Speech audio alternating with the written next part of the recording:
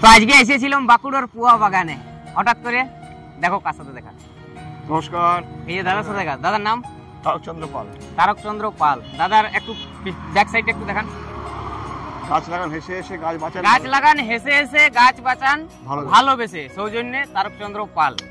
Actually কথাটা একদম perfect কথা। গাছ যদি না থাকে তাহলে কিন্তু আমাদের শ্বাস প্রশ্বাসও থাকবে না, তাহলে হাসি কান্না কিছুই থাকবে না। ব্যাপারটা হচ্ছে একটি গাছ একটি পাল, অনেকেই বলেছি আমরা। আমরা গাছ লাগাচ্ছি না সেই হিসাবে না, তো আমাদের কি করা হচ্ছে, গাছ লাগাচ্ছি হাসি করে গাছ লাগাচ্ছি, ফটো তুলছি, ভিডিও করছি, বাঁচানোর দায়িত্ব কেউ নিচ্ছে না। না, বাঁচানোর দায়িত্বটাও নিতে হবে। এবার সেই না বলছি, গাছটা হেসে হেসে যেমন লাগাচ্ছেন, তিনি গাছ বাঁচান ভালোবেসে, তো তাকে ভালোবেসে বাঁচাতে হবে। আপনার সন্তানকে যেরকম ভালোবাসেন ঠিক তেমনি আপনার গাছটা বাঁচাতে হবে। এইটাই ফার্স্ট কাজ হচ্ছে, বাঁচানোটাই হচ্ছে মূল কাজ। আর একটা হচ্ছে বাবা ও মায়ের নামে গাছ লাগান, তার নিচে বসে সারা জীবন আনন্দ পান। অর্থাৎ বাবা আমার পৃথিবী ছেড়ে চলে যাবে, কিন্তু তার ছায়ার তলা আপনি যখন বসবেন মনে হবে বাবা মার আশীর্বাদ মাথা পরে ঝরে পড়ছে। এবং গাছের মাধ্যমে বাবা মা আর 60-70 বছর নয়, বাবা মা আর পৃথিবীতে আরো 500 বছর থাকবে। হ্যাঁ ঠিক ঠিক, বট গাছ তো 500 বছরের বেশি আছে। বাবা মা যদি আপনার বাবা মাকে যদি পৃথিবীতে আরো বেশি দিন বাঁচিয়ে রাখতে চান, তাহলে অবশ্যই আপনাকে কি করতে হবে, আপনাকে বাবা মাকে বাবার নামে গাছ লাগাতে হবে, বাবার নামে। এবং আপনাকে থেকে আপনার সন্তান সন্ততিরাও গাছ লাগাবে। ঠিক আছে, পৃথিবীতে গাছ আছে বলেই আমার মানুষ আছে। গাছ যদি না থাকে তাহলে কোনো জীবজন্তুও থাকবে না, মানুষ তো দূরের কথা, তাই তো কিছুই থাকবে না, সব ধুলিসাৎ হয়ে যাবে। তাই আমাদের যদি না বাঁচে আমরা বাঁচবি করে, পৃথিবী যদি মারা যায় বাঁচবো কি? তাই পৃথিবী বাঁচাতে গেলে গাছ লাগাতে হবে। যে অবস্থা এখন এই খোলা প্রকৃতিতে অক্সিজেনের মূল্য কেউ বুঝে না। যখন আইসিইউতে ভর্তি হয়ে যায়, করোনার সময় বুঝতে পেরেছি সবাই। হ্যাঁ হ্যাঁ,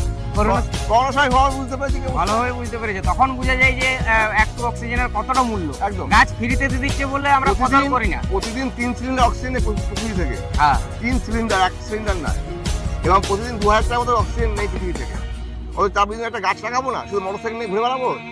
আমি যে দূষণটা করছি সেটা দেখতে হবে না? দূষণের জন্য একদম তো গাছ লাগাই না। আমি কি বলছি, ফ্রিতে কিছু পাওয়া গেলে সেটার আমরা মূল্য দিই না। গাছ আমাদেরকে ফ্রিতে অক্সিজেন দিচ্ছে বলে আমরা মূল্য দিই। একদম একদম, তাই তো? একদম। যখন আমাদেরকে কিনে নিতে হয়। আমার যেটা হচ্ছে অল ইন্ডিয়া হয়ে গেছে একবার। আচ্ছা, প্রথমে একবার হয়ে গেছে, তার আরেকবার বেরিয়েছিলাম। আচ্ছা, তারপর লাদাখ ঘোরা, তখন অল ইন্ডিয়া সাইকেল ছিল। আচ্ছা, সাইকেলে করে অল ইন্ডিয়া? হ্যাঁ, অল ইন্ডিয়া হয়ে গেছে একবার। আচ্ছা, তখন অর্ডিনারি সাইকেল ছিল, মানে দেশি বাংলা সাইকেল। আচ্ছা, আর একবার বেরিয়েছিলাম বাংলা সাইকেল নিয়ে। আচ্ছা, বাংলা সাইকেল নিয়ে বেরিয়েছি। যখন বেরিয়েছিলাম তখন আমি উত্তর ভারত কমপ্লিট করে যখন আসাম চলে আসলাম, সমস্ত কিছু চুরি হয়ে যায়। আচ্ছা, আর ব্যাক করে চলে এসেছি, ফোন সব চুরি হয়ে গেছে, চুরি হয়ে গেছিল সব, ব্যাক করে চলে এসেছি। আবার এটাই আমাদের রিলায়েন্স জুট মিল, মানে ভাটপাড়া রিলায়েন্স জুট মিল এই সাইকেলটা স্পন্সর করেছে। আচ্ছা, এই নিয়ে আবার অল ইন্ডিয়া করছি। মানে দ্বিতীয়বারই লিখেছি, তৃতীয়বার লিখিনি। এই দুটো অর্ধেক হয়েছিল। বাঁকুড়াতে আজকে কি প্রথম দিন? না, বাঁকুড়াতে আমার হচ্ছে, বাঁকুড়া হচ্ছে আমার যাকে বলা হয় বাঁকুড়া জেলাটা, বাঁকুড়া, পুরুলিয়া, ঝাড়গ্রাম, এটা প্রাণের শহর, প্রাণের জেলা। আর এখানে বারবার ছুটে আসি। আমি তো কলকাতাতে যাই, দুর্গাপুর হয়ে বেরিয়ে যেতে পারতাম, কিন্তু আমার প্রচুর লোক আছে বাঁকুড়া, পুরুলিয়া, মেদিনীপুর, এখানে ওইখানে দেখা করতে করতে বেরিয়ে যাচ্ছে। কারণ এই ট্যুরটাও প্রায় 2 বছর, 2 বছরের মধ্যে সঙ্গে দেখা হবে না। আমি মাঝে মাঝেই আসি বাঁকুড়া। তো বাড়ি ফিরে কতদিন পরে হবে? বাড়ি ফিরে টাকে দিচ্ছি 2 বছর পরে। 2 বছর? হ্যাঁ, এবার দেখা হবে না বলে সব দেখা করতে দেয়। আচ্ছা, আপনার বাড়ি কোন জায়গায় তাহলে? আমার কাছাপাড়া, উত্তর 24 পরগনা। কাছাপাড়া, উত্তর 24 পরগনা। উত্তর 24 পরগনা থেকে কোথায় যাওয়ার আছে এখন? এখান থেকে যাবো আমি দুর্গাপুর। দুর্গাপুর থেকে প্রথমে যাবো আমি, মানে এই যে ট্যুরটাতে বেরিয়েছেন, এটাও কি 2 বছরের ট্যুর? 2 বছরের। এটা কত দূর ট্যুর প্ল্যান করেছেন? হ্যাঁ, অল ইন্ডিয়া। আবার একবার তো আপনি রেকর্ড করেই দিয়েছেন। আবার একটি রেকর্ডের কিছু নেই, বলতে কি বলুন তো, আমি যেটা করছি পরিবেশ নিয়ে কাজ করছি, তো আমি ইতিমধ্যে 3657 স্কুল কমপ্লিট হয়ে গেছে, স্কুল কলেজ কমপ্লিট হয়ে গেছে। আমার টার্গেট 10,000 স্কুল কলেজের মধ্যে যাওয়া, পরিবেশ সচেতনতার বার্তা পৌঁছে দেওয়া। সেটা পূরণ করার জন্য আমাকে আরেকবার বেরোতে হলো।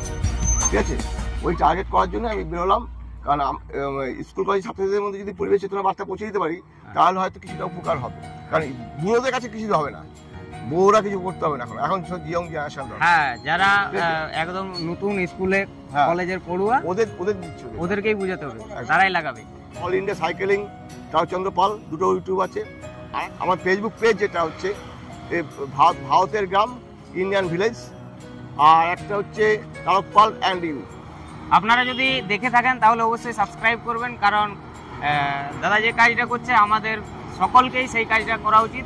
যদি গাছ থাকে তাহলে জীবজন্তু থাকবে, আর যদি গাছ না থাকে তাহলে কোনো জীব, কোনো প্রাণ পৃথিবীতে থাকবে না। আমাদের পুরুলিয়া, বাঁকুড়া যেটা হয়, মাসকাই মাঝে মাঝে জঙ্গল আগুন লাগিয়ে দেয়। হ্যাঁ হয় হয়তো গ্রীষ্মকালটাতে হয়। এবার ফার্স্ট বুঝতে হবে জঙ্গলে তো অনেক প্রাণী বাস করে, হ্যাঁ ওরা মারা যায়, ওদের বাবা মা আছে, হ্যাঁ। ওদের সন্তান সন্ততি আছে, তাহলে ওদের বাবা মা কেউ হারা হয়, কেউ সন্তান সন্ততি হারা হয়, তাহলে এদের পড়া উচিত না। কিন্তু আপনার ঘরে যদি আগুন লাগিয়ে দেয় আপনার কি অবস্থাটা হবে? হ্যাঁ সেটাই তো, ঠিক সেই চিন্তা করে আপনি ওগুলো আগুন লাগাবেন, এটাই বলবো। যাই হোক, সমাজকে খুব সুন্দর একটা বার্তা দিল।